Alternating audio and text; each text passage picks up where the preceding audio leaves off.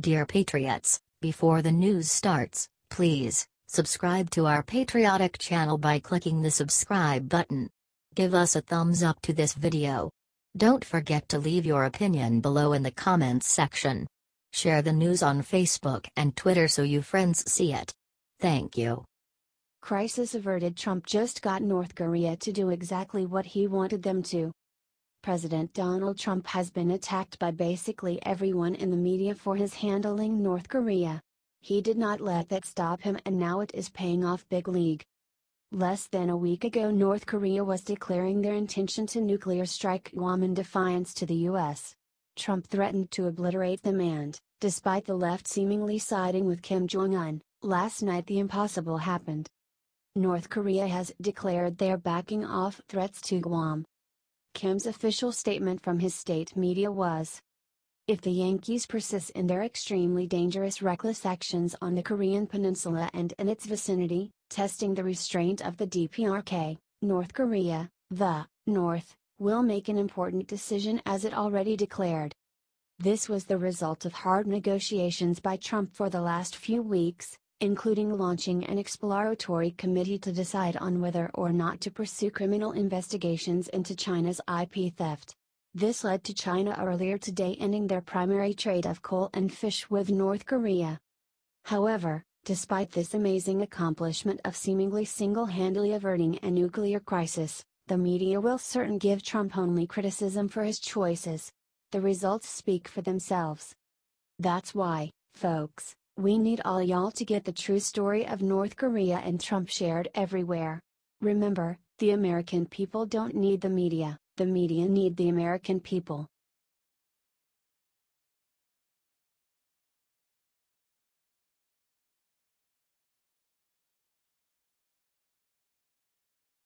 What mother of Charlottesville victim told to Trump today has journalists freaking. Susan Bro is the mother of the Charlottesville victim named Heather Heyer. She just issued a statement on Monday thanking President Trump for speaking out against all the violence and hatred from the other day. "My condolences, also, to the grieving families of the two state troopers and quick recovering for those injured," her mother added. White supremacist groups ascended on Charlottesville and clashed with violent leftist protesters at the Unite the Right rally protesting the removal of a Robert E. Lee statue. Trump responded perfectly. He rebuked all the violence there. Heather Heyer was ran over by a man with ties to white supremacist groups. He injured many others. Here is Trump's amazing response to the violence. Heather's mother was right to be proud. During the statement, Trump made clear that racism is evil and then called all the KKK, neo-Nazis and white supremacists hate groups and repugnant. They are. Share this if you are proud of our president and are praying for all the victims involved from the all-Democrat rally that happened in Charlottesville. God bless this country. We are going to keep fighting against the hate-filled left.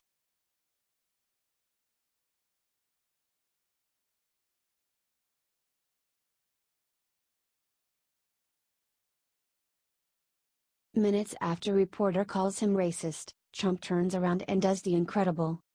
President Trump and CNN's resident Dick argued with Trump and tried to insinuate that Trump hadn't condemned white supremacist hate groups enough. Then Trump responded with something incredible. They've been condemned. They have been condemned, Trump responded. Acosta then asked why Trump isn't holding a press conference even though he had just held a press conference this morning. Trump then cut right to the chase and said he just had a press conference. Acosta then asked if he could ask more questions. Here is how Trump responded. "It doesn't bother me at all, but you know, I like real news, not fake news. You're fake news." Trump then left the room. Acosta sure got the message, "Shut the hell up." As the president was walking out, I responded that he has spread plenty of fake news himself, Acosta tweeted right after. The president said we just had a press conference. We did not. That's fake news. Acosta has attacked the president too much. Share this if you think that the press has lost all your respect and let's black out media with this post. Let's show them how many of us really hate their lopsided coverage. The Trump drain has only gotten stronger. Get this out there.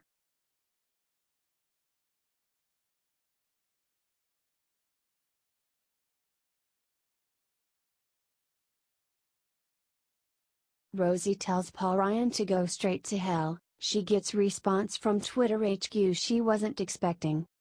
Before Christmas, Speaker Paul Ryan sent out a message. At the end of each year, no matter how short or long it may feel, there is always Christmas.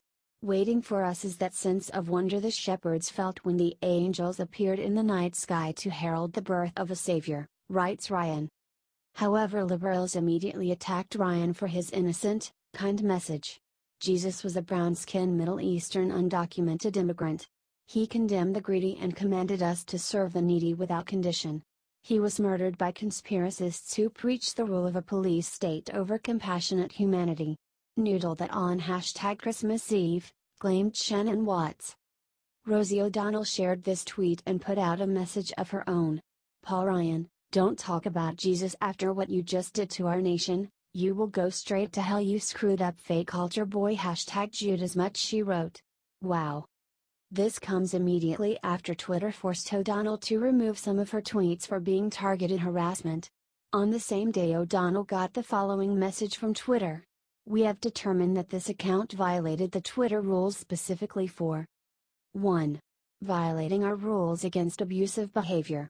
You may not engage in the targeted harassment of someone, or incite other people to do so. We consider abusive behavior an attempt to harass, intimidate or silence someone else's voice, writes Twitter to Rosie O'Donnell.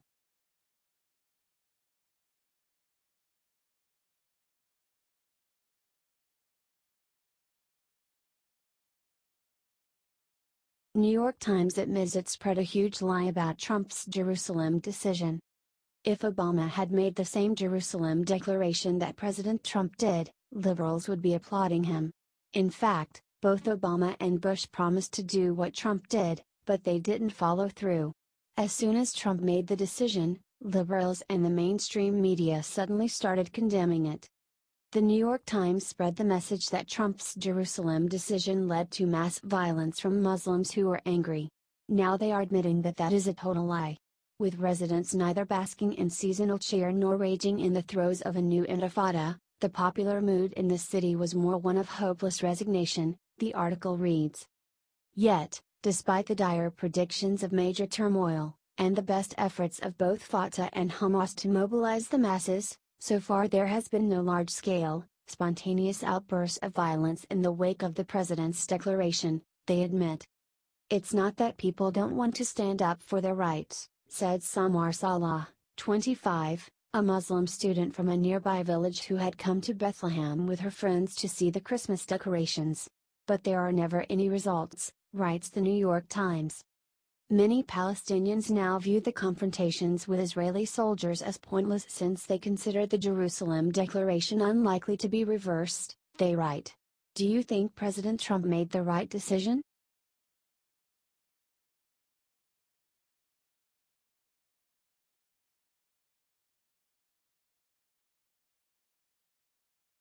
And culture infuriates liberals with bold statement about deporting dreamers, is she right? Liberals are constantly trying to defend dreamers, and claim that anyone against them is some kind of Hitler or Nazi monster. However, conservative firebrand and culture explained why dreamers are actually the first people we should deport in a very controversial interview. It has to be said that many of the legal and illegal low-wage workers, they're incredibly hard workers, they're really nice people, and it occurred to me, that I actually like all of the illegal immigrants except the dreamers, said Coulter. They're the ones I want deported first because they're the activists. They're the obnoxious ones. They're the ones who go to congressional offices and stamp their feet and say, "How dare you not rush to grant us amnesty?" Whereas the other illegals don't have the time to be protesting, they're busy working, being polite, being so friendly and nice and saying, "Merry Christmas," explained Coulter. No. Let's start by deporting the dreamers. That's point one, said Coulter. Unless, dreamers, are not deported, they're all becoming citizens, she said. By and large, the third world immigration advocates, they know their best bet is, don't let anybody talk about it, Don't let anybody think about it. We don't want people opening the newspaper and saying, where's the article on immigration? We just don't want it even entering their minds." That's their approach, said Coulter. Do you think she's right?